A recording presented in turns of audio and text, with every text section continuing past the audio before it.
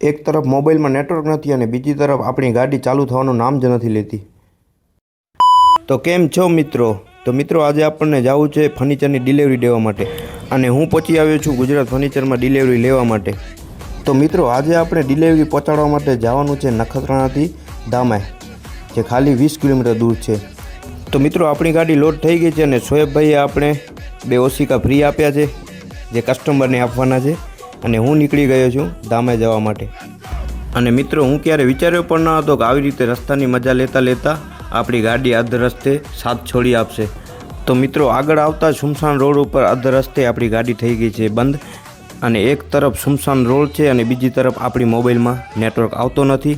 તો મિત્રો આજે તો આપણે બરોબર ફસાઈ ગયા અને 1 કલાક પછી આ રોડ ઉપરથી મારો ભાઈ નીકળ્યો સાહિલ, અને આ ભાઈ પોતે કારીગર છે અને 5 મિનિટમાં જ આપણી ગાડી કરી દીધી ચાલુ.